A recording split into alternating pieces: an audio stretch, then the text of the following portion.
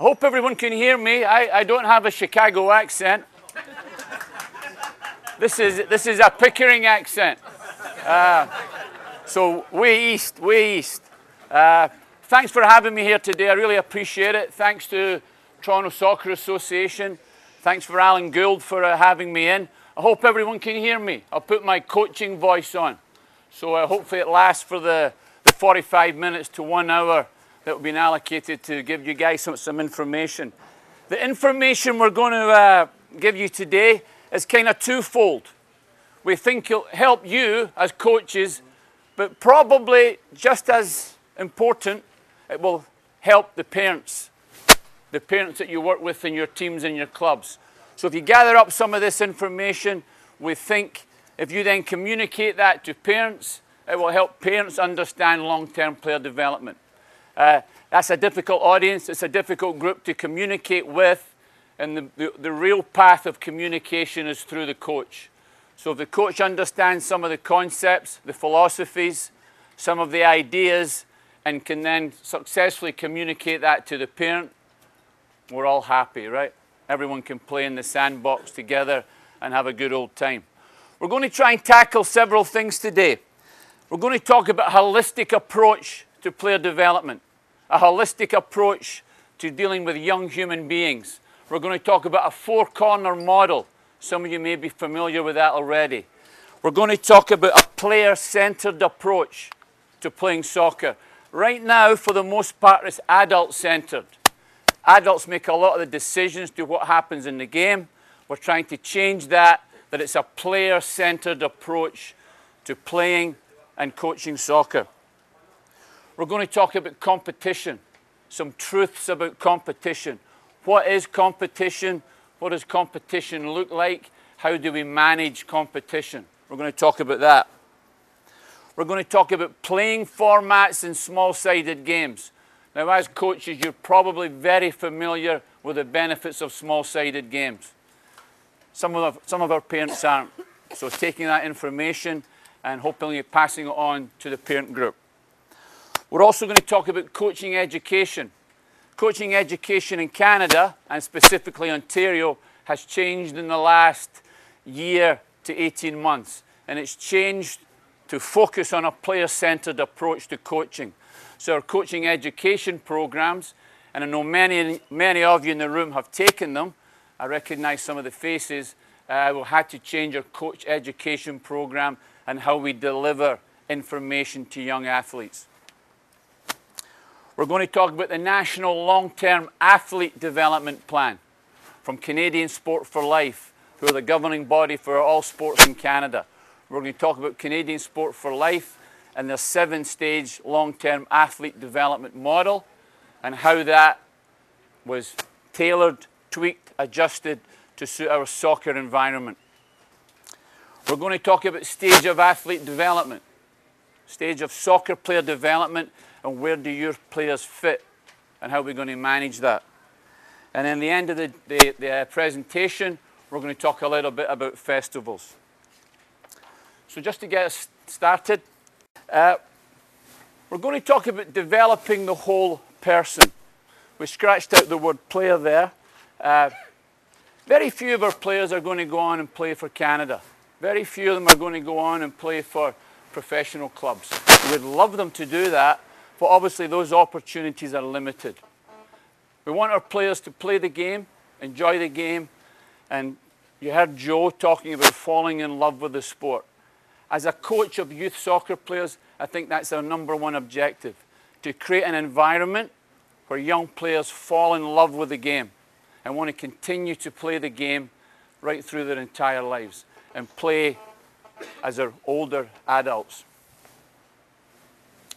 How we're going to do that is a four-corner approach. We want to develop the whole person. We're going to look at technical and tactical ability. We're going to work on psychology. We're also going to work on the player's physical attributes, how he or she can physically play the game, get better physically to enjoy the game more, and also the social side of soccer. So we want to touch all those four components of a player's development. Obviously, when they're part of a team sport, as soccer is, All of these components are really important. You could argue that the social component is as important as any of the other. How do we interact socially with people in a team environment? And as they move on through the years, they go through school, they go into university, they end up in the workplace. Obviously, those social skills and how they interact with other people are really, really valuable to their success as a human being.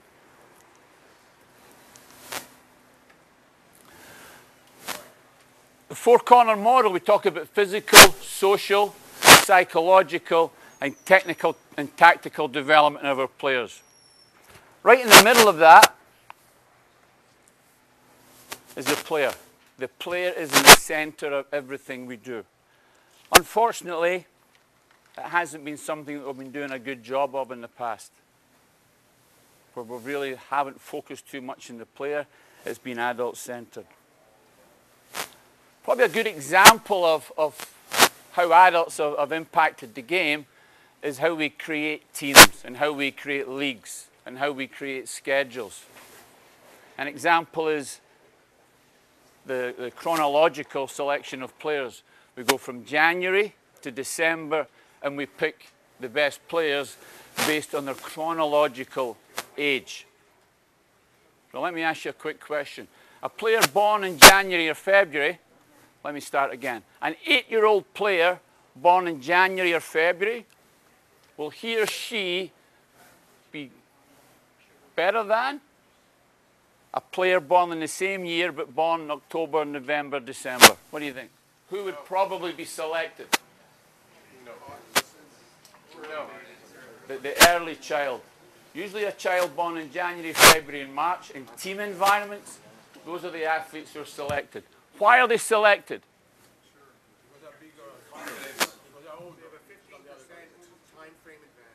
A little bit louder, please. There you go. 15% time advantage. They're usually bigger, faster, stronger, and a little bit more mature.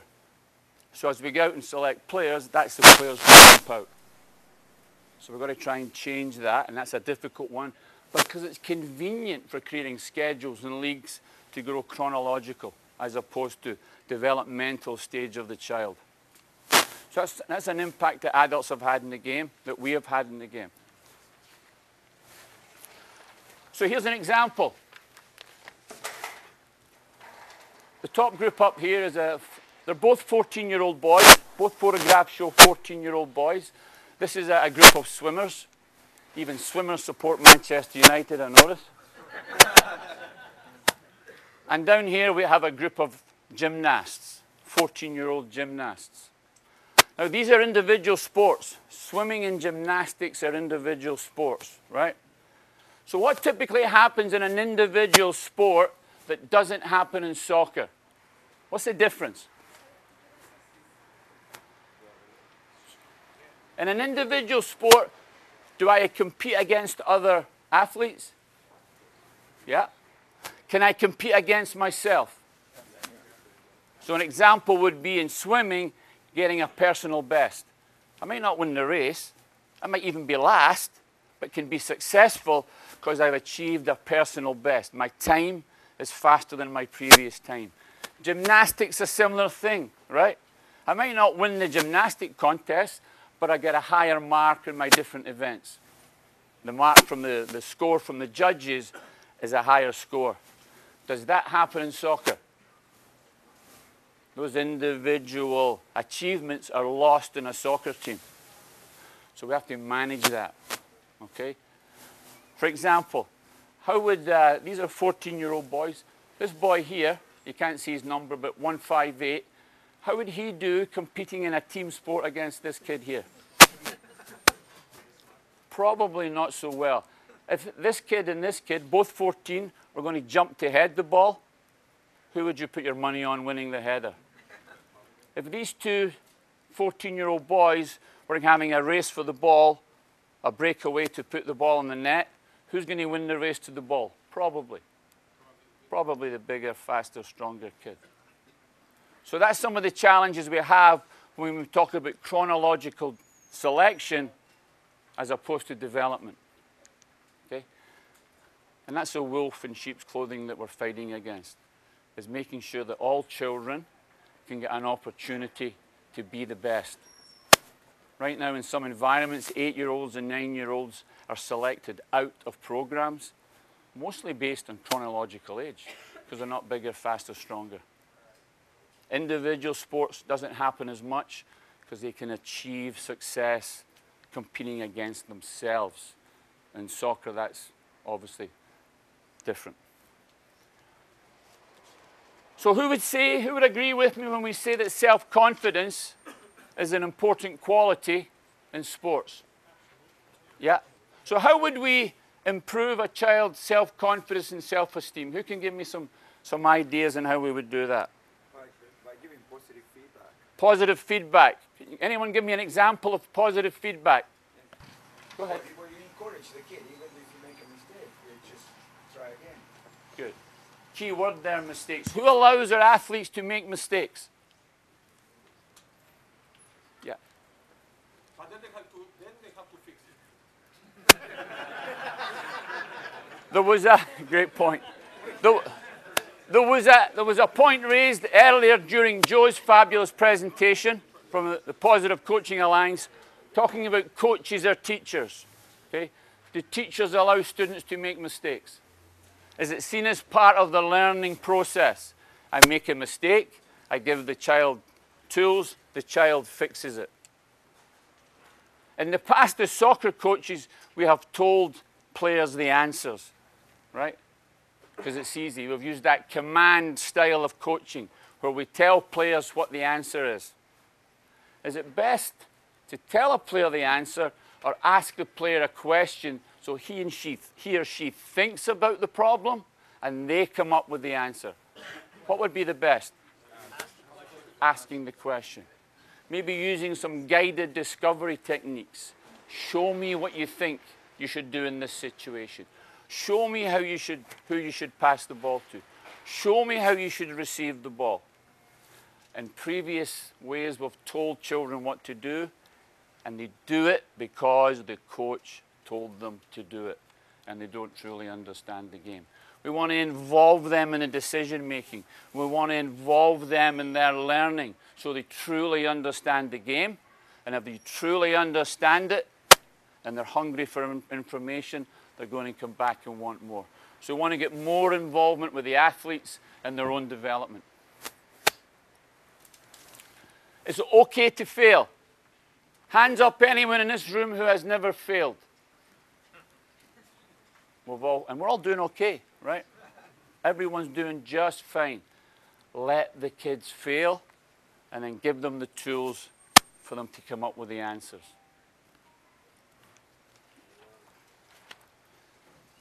It's not a target. It's not a bullseye. It says a challenge for all. Right now we have a lot of our players in the comfort zone. How do I improve as an athlete or a soccer player? Where do my soccer players have to be?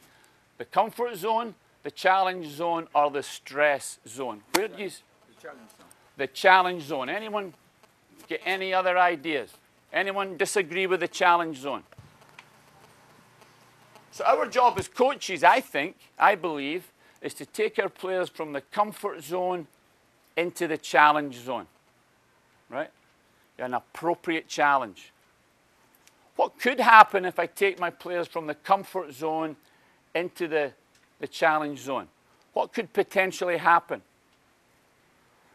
Could I push them into the stress zone if the challenge isn't appropriate? Yeah. Is that a good situation for people to be in when they're learning? No. To be under stress, to use our teaching analogy from earlier. So that's where your coaching ability comes in, your knowledge and experience as a coach/teacher. To take the players from the comfort zone into that challenge zone, but not push them too much that they end up in the stress zone. That can be difficult because in team sports, some of you may have 14, 16, 18 players, and they're all at different stages in their development. And we're going to talk a little bit more about that.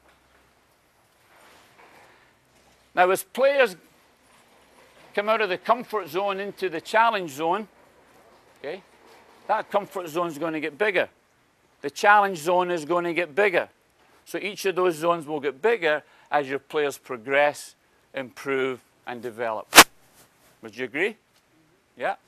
So that appropriate challenge is always expanding and growing. And as coaches and deliverers of the challenge, our knowledge of how we challenge them has to grow also.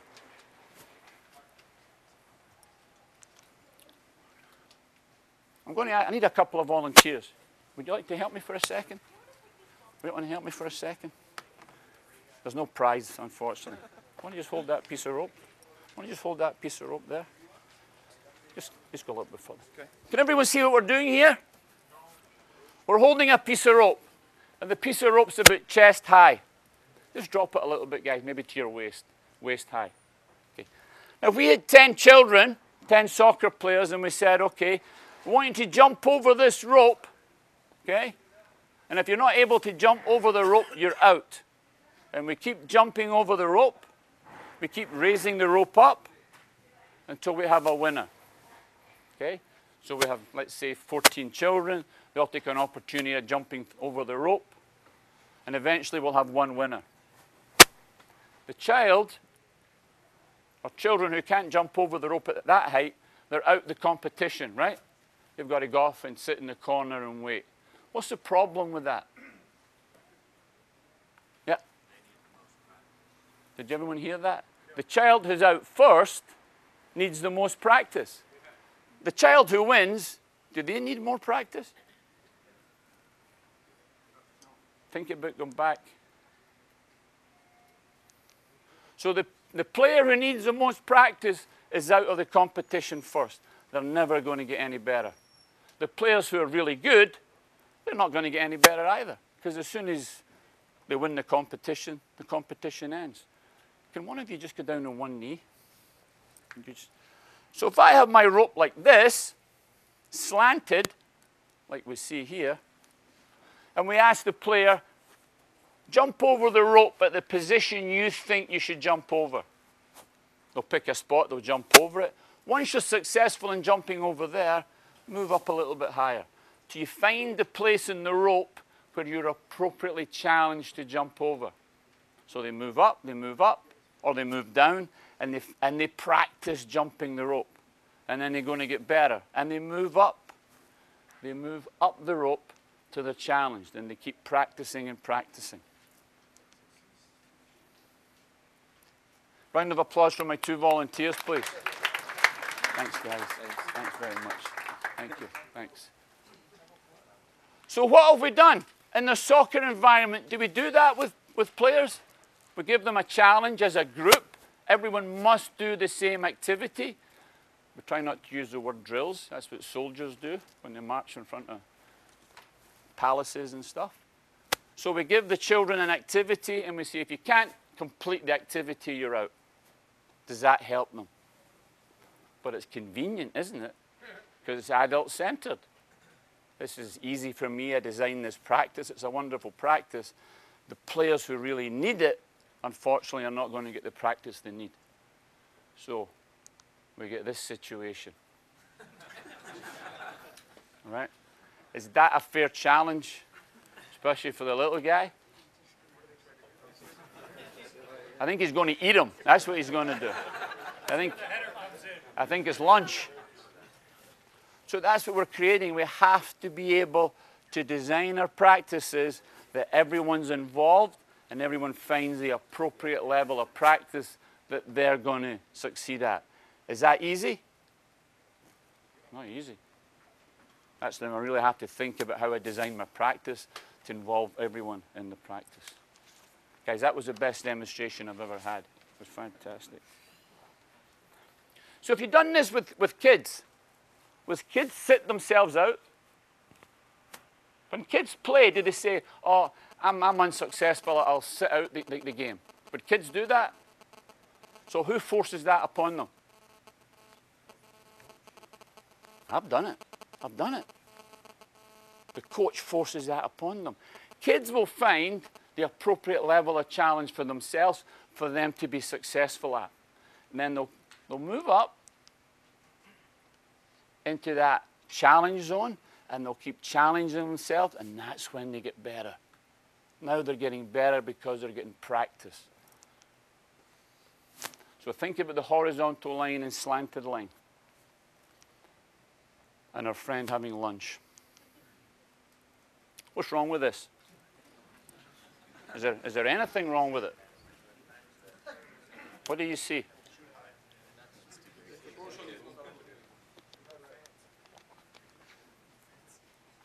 Hopefully it's not happening in Toronto anymore.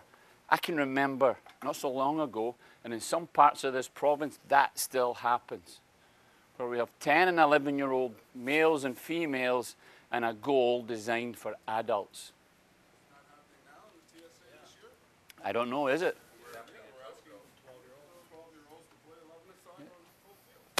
We're getting there, aren't we? We're changing it. Gerald. Bobby, I just want to make a point. We have about maybe 150 coaches. A bit louder. 150 coaches. I don't know how many coaches, sorry. We have a lot of coaches here. We're required to be here this morning. There's so much in there this morning is actually in the control of the administrators and the people who run soccer. And it's out with our control. The guy before talked about control. There's a lot of this stuff. The TSA has not, nor the TDSB, nor the City of Toronto Parks and Rec has provided us with suitable fields. We know this. This is nuts. So who? We can't do that. It's these other bodies and organisations. I thought you were going to say something else there, Gerald. I'm glad you rethought that word. So, obviously not a good situation. Would children do this to themselves? Probably not. We've all seen pictures of kids playing in the street, playing in the sandlot, playing in the beach, playing in waste ground. They don't make huge goals. They don't build huge fields. So we've got a little 10, 11-year-old boy in a goal that was designed for adults. Does that help the goalkeeper? Does that raise his or her self-confidence? Does that make them want to be a goalkeeper when all they do is this, right? Does it help the people, the players who are scoring the goals? You hit it. Anywhere in that direction is going to go in because it's physically impossible for the goalkeeper to make the save. So we're getting away from that. Yes, sir? It's like Gerald said, one of the things I attended many of the different conferences that the city had with regards to Pittsburgh Fields. The problem is, when we spoke to the city, and when we spoke to them about the size of nets, whether it's 9-on-9 or having the appropriate size, they have not been approached, nothing has been mentioned whatsoever about the right size of nets they have. The city themselves, the Parks Department, considers that as part of the maintenance. They're willing to do it. Yeah. But nobody of any of the associations had approached them about it. Yeah.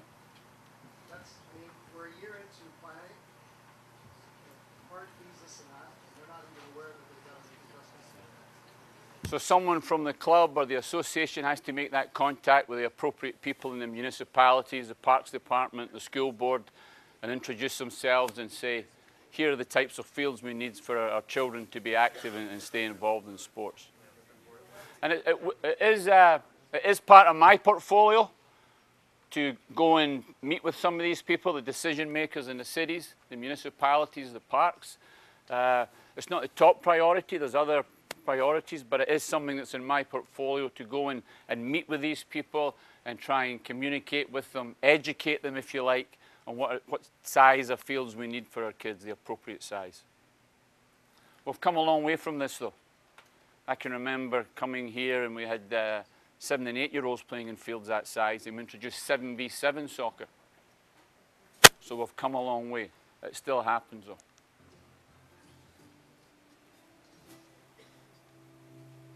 Hi, my name's Imogen and I'm here at the FA St George's Park to help grown-ups understand what it's like for us kids to play on pitches that are far too big for us.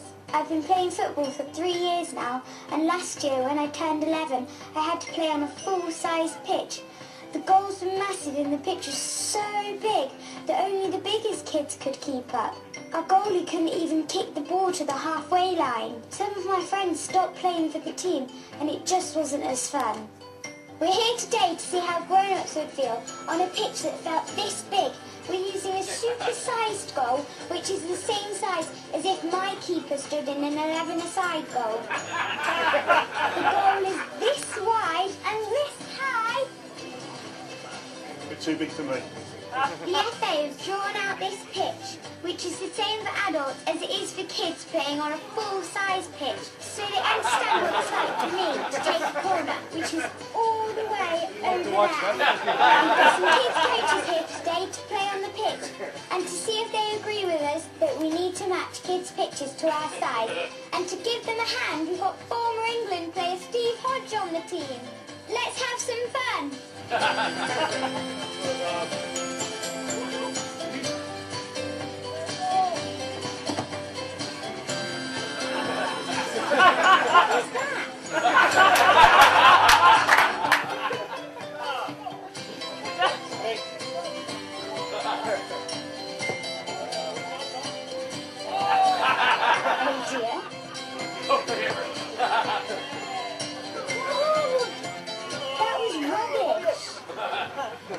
Too tiring, isn't it?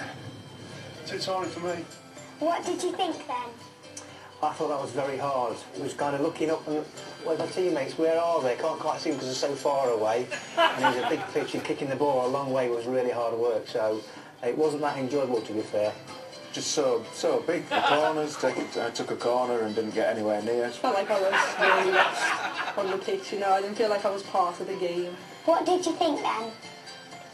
It was a wonderful experience, but opened my eyes. It's a very, very big goal, and I'm 6'3". I'm used to standing in front of a goal, but I found it very daunting. Cold November morning, if you're stood at the other end of the pitch, it's, you know, that kid's not involved in the game. They're freezing cold, and the likelihood is 6 weeks down the line they're not playing anymore. The only way you were going to get it anywhere near the goal was by booting it. It just didn't allow anyone to play some decent football. Well, it reminded me of being an 11-year-old and feeling very small and not being able to clear the halfway line. And the big, strong lads were the ones who got to the front and ended up being picked for the bigger teams. It didn't get me any enjoyment out of it at all. I didn't really want to be on the pitch.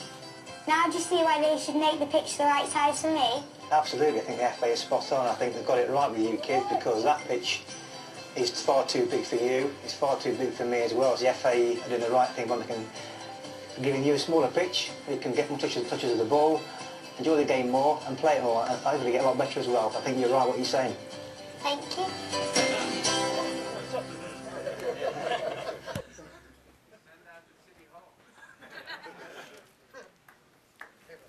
So just to kind of recap that video, they built a field, the dimensions that children see themselves in when they play in a full-size field.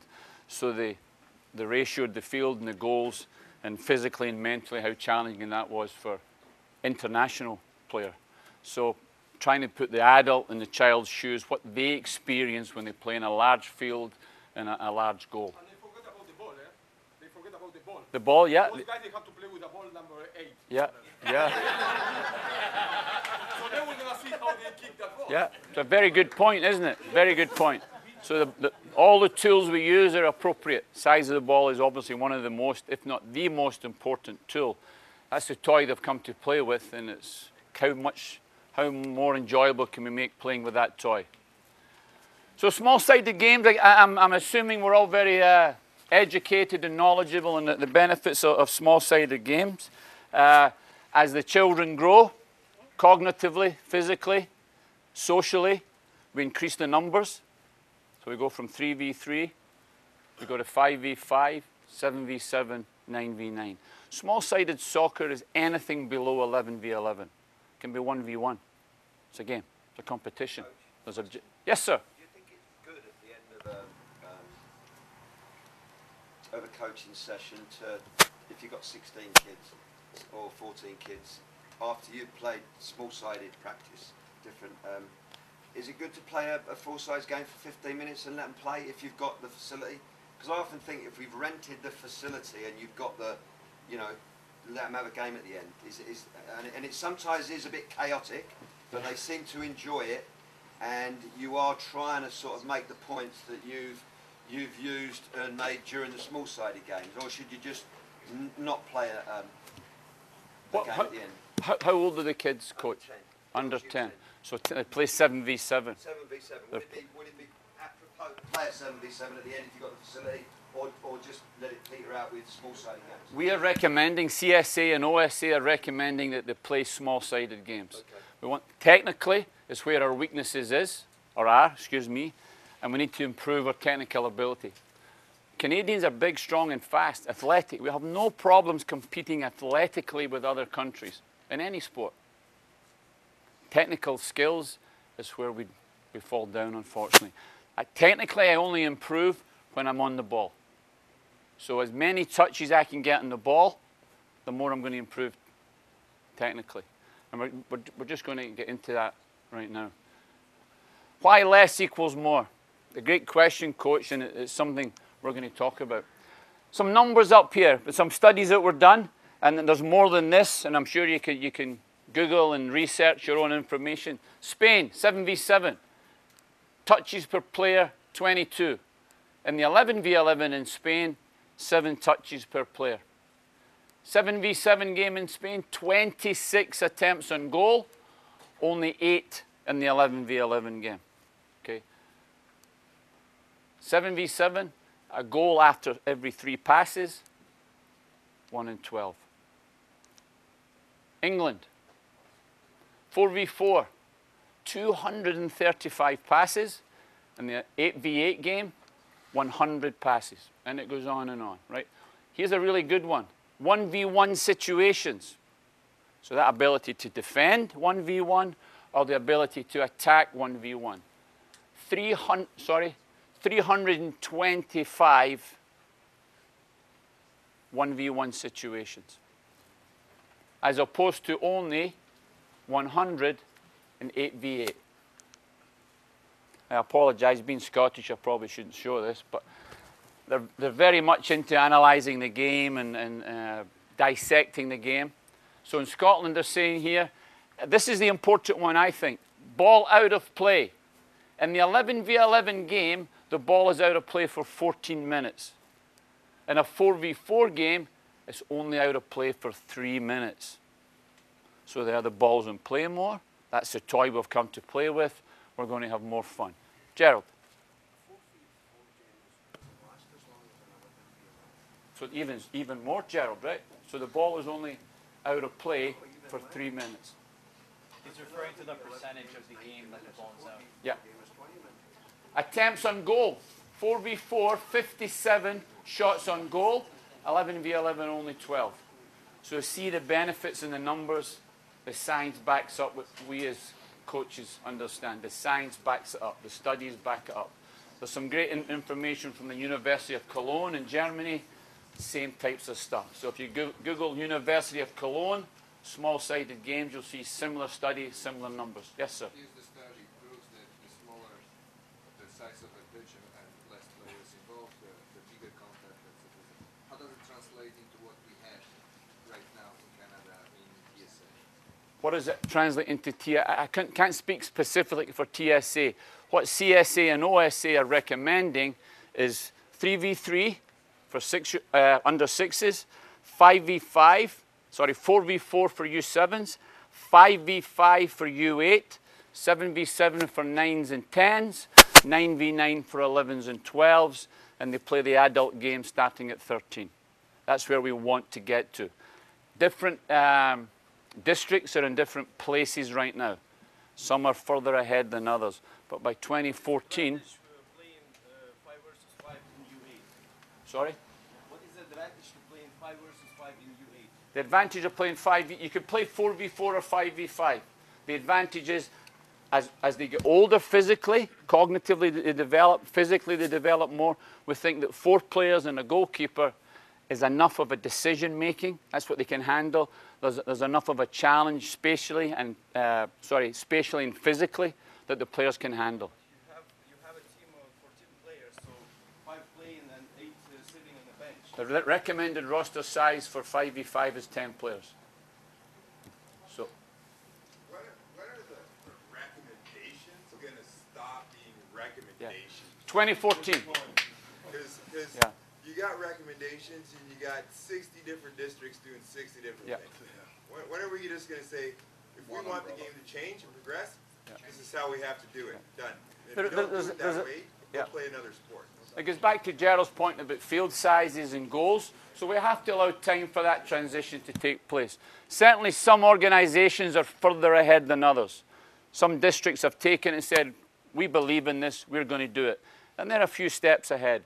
Other districts, for different challenges maybe, political challenge, facility challenges, they're a little bit further behind.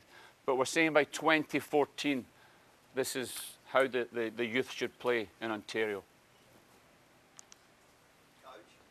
Yes, sir. To add into that would be not only how many goals are scored, because quite commonly we're working on passes made. Yeah, yeah. You know, that's sequences, passing yeah, sequences. how many passes you can make before you get a shot on goal, because quite commonly we won't put goals in because they're just shooting at goals when, you know, it's a steady like that rope, it's a steady climb, isn't it? Yeah. You know, so it'd be interesting to see pass completion. Yes. We've taken away scores and standings, right? Will this still happen? It will still happen at U13 and up. There'll still be league tables, okay? U13 and up. Anyone familiar with this? The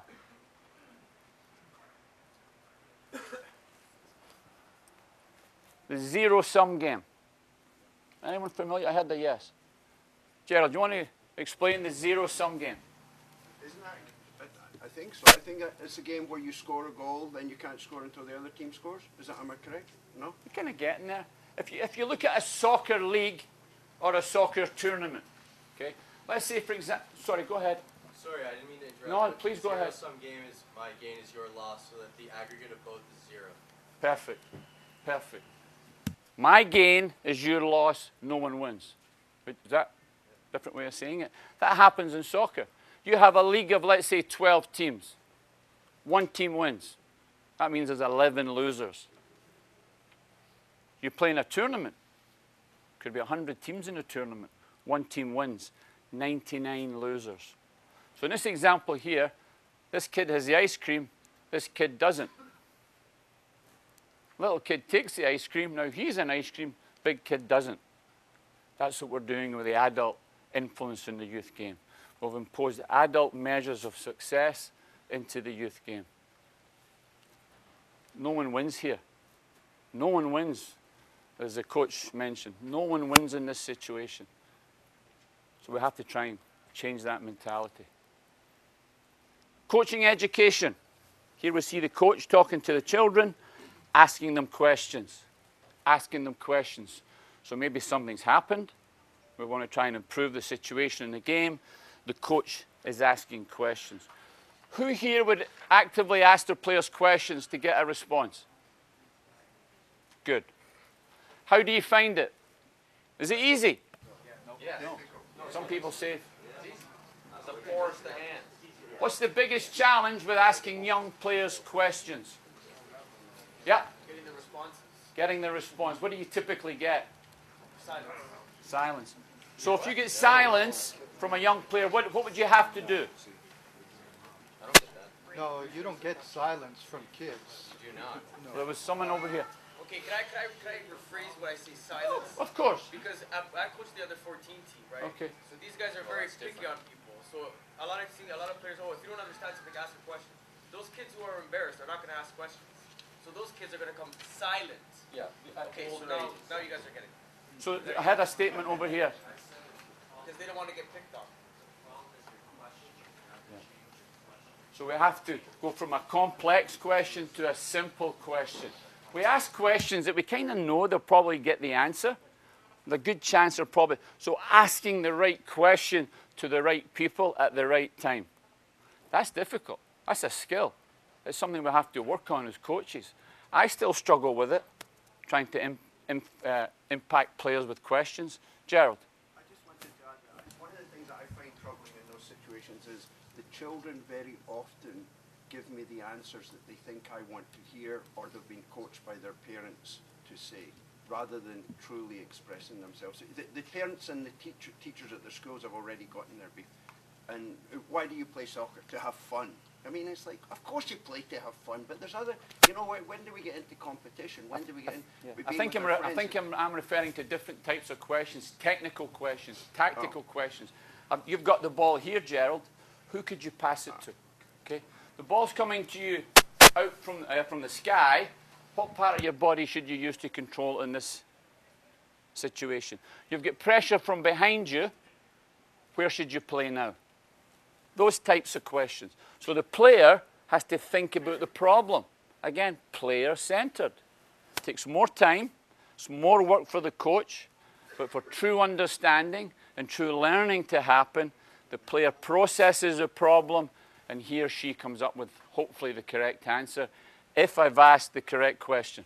I was also going to address that point with 14-year-olds. I think the environment you create is important, that you welcome questioning, and you have to create an environment that everyone feels they are able to ask. Did everyone hear that? What they might experience in their school. The coach, sorry, coach, your name? Nico's saying we create the environment. The coach creates the environment where players are encouraged to ask questions, are allowed to ask questions. So creating that forum for question asking. Would that be fair, Nico? Yeah.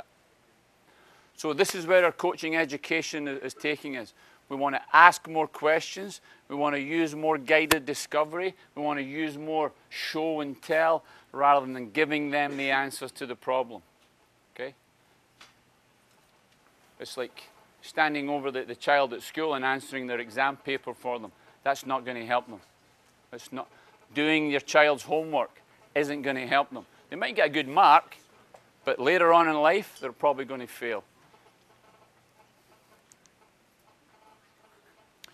Creating a love for the sport. Creating a love for the sport. Anyone get any ideas on how they create a love for playing soccer? How do we do that? We've touched on some of it already. Yeah?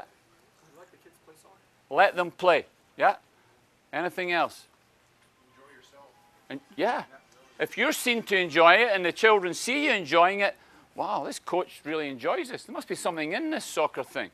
He or she really enjoys coaching. Sorry?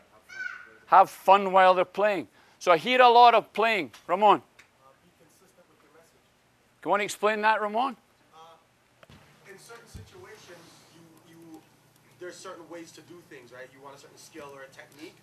Be consistent in your feedback. Like, don't tell the kid to do it this way one time, then tell them to do it like this another time and confuse them. Because if they're confused, then they're not going to be able to have fun, right? So consistent messaging. Consistent application of a standard, maybe? Yes. Okay, good. Because this is what's happening. By age of, and this came up in Joe's presentation this morning, by age of 13, 14, we're losing 70% of our players. 70% of our players. Now, there's other influencing factors make them leave sports, but we're losing 70%. The reasons they're giving us, it's not fun anymore. Yes? Is this trend inconsistent with other countries? Or I mean, I'm just wondering, 13 is they're starting into high school, and there are other things, high school sports. Is this just something that is inconsistent with other countries? Good question. Other countries seem to be losing kids as well at a higher age, so maybe 16 and 17, and not at those drastic numbers. And this number goes across all sports, not only soccer. Goes across all sports. Not only elite soccer or rep soccer, house league, all-star, competitive soccer. And the reasons the children give is it's not fun anymore. Well, they have other things to do. Yeah, granted. Because the guys, they are teenagers, they have other things to do. And then I think that number is not that bad. If we can keep 30% that really focus in soccer, we are okay. Yeah. Agree. I think here in Canada, the reason why we also go through that is because I personally don't feel that there is any structure. I'm talking about soccer. When a kid turns 13, 14, has nowhere to go, there is a huge gap between becoming a competitive player if he has the chance and where he is. like in other countries, South America, for example, you have every professional team has minor divisions. Every minor division playing about themselves. You have a 12-year-old already playing a competitive level when he's 12, and he has a great environment for development. And what I see happening here, I feel that we are in the right track, but it's still not there. Yep. Far from there, is that there is no structure. Yes, you So have structure above the youth pyramid of play. You have about 1 million leagues going nowhere. Because we have no league. Yeah. If you want to have a league, then all the players or the kids will be more interested to play. That's right. Because they're going to have a future. But Canada doesn't have no league. We don't have those development. So if The only development we have, after the development, where are they going to go? Europe to play? South America? let me ask you a kind of, let me ask you a question. You don't have to answer it. If I'm really good at something and I enjoy doing it, what's the chances of me stopping to do it? Probably slim. If I'm not good at it and I don't really enjoy it, there's more chance I'm going to stop doing it and find something else to do. So that's why at the young ages, 5, 6, 7, 8, 9, they must fall in love with the game. I still play. I'm 27 years of age. And I still play because I love to play. I love the social aspect of it. I love being challenged. I love to play. I've got other things in my life. I've got a family, I've got a wife, I've got a job, all that stuff, but I still find the time to do something I love to do. Okay? Yeah, I'm not as good as maybe I once was, but I still find the time to do it. That's what we want our children to do. We're going to talk about active for life. Okay?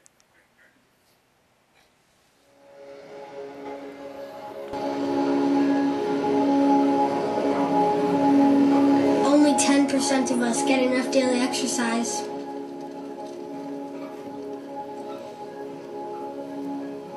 And that number is dropping.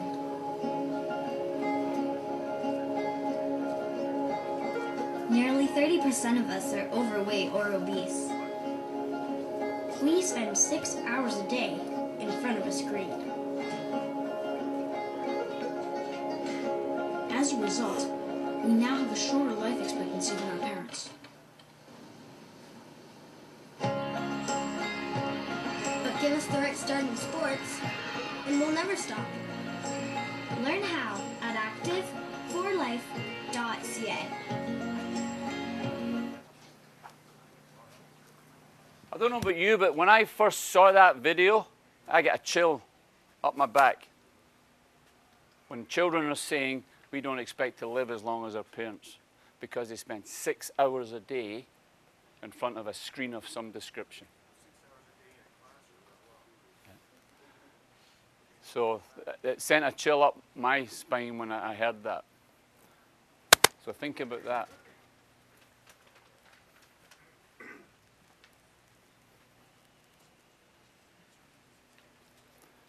So let me just jump back here.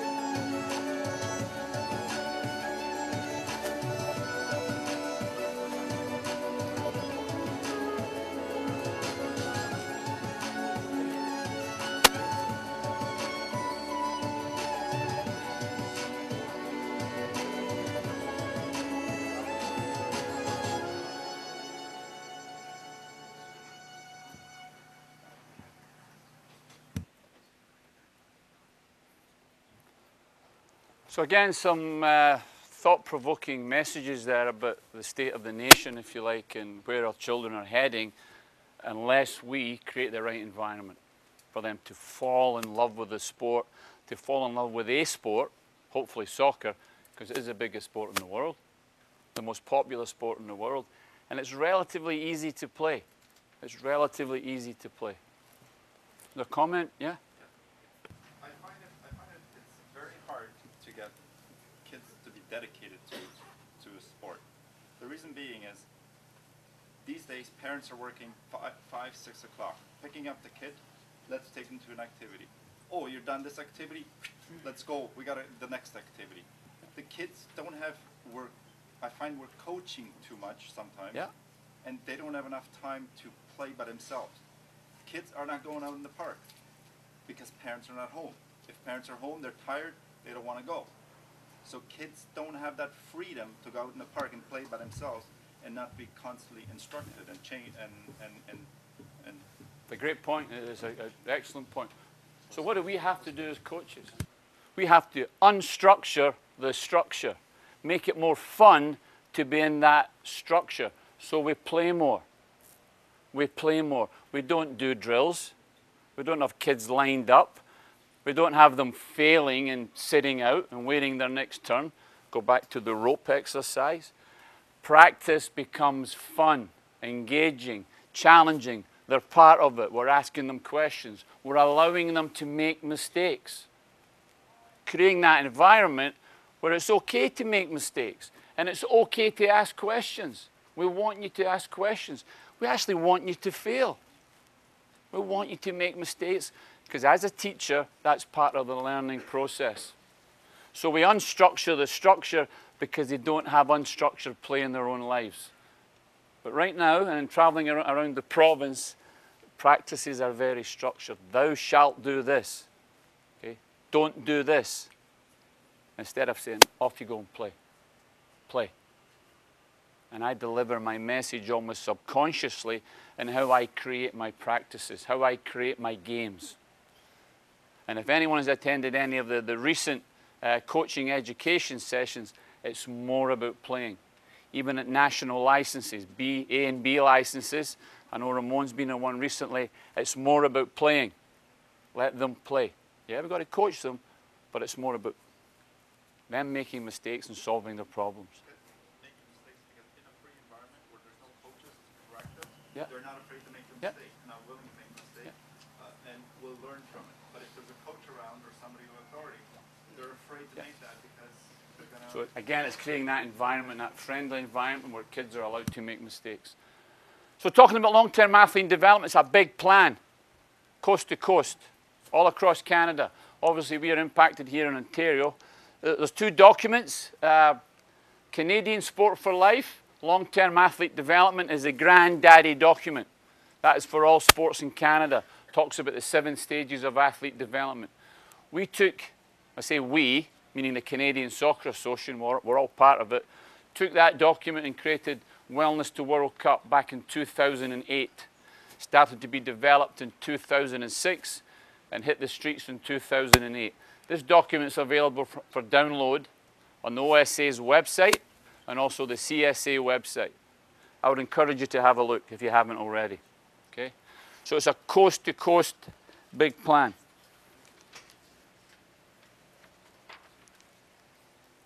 People ask, what is long-term player development? It's like a jigsaw puzzle. 10,000-piece jigsaw puzzle. What we're giving you is the picture in the front of the box. Without that picture, and someone said, there's 10,000 pieces, put it together, we would struggle. You'd probably get frustrated and give up within a few minutes. If we give you the picture on the front of the box, now you know it's a landscape, it's a cute little kitten, it's a bunch of flowers, whatever it may be, and you can start to put the pieces together to make a long-term player development plan. So there's a whole bunch of pieces out there, we've got to start putting it together. Improved performance, activity for life, and physical literacy. These are the 3 components that make up long-term player development. First one would be physical literacy. So physical literacy impacts children from 4 to 12 years of age. They go through different stages of development, but understanding their body, how their body moves. If I jump, this is what happens. If I skip, this is what happens. If I balance on my left leg, this is what happens. Getting experience with how their body moves, becoming athletes. So physical literacy. And you saw an explanation earlier on that neat little video. Improved performance. Now they know their bodies, they know how their body moves, they know how their body reacts to different situations. Now we can give them some technical skills, and then eventually we'll layer on top of that some tactical skills, and they're going to fall in love with the game. I like this game. It's really neat. I'm quite successful. And then we want them to be active for life. So physical literacy, layer on some technical, tactical information.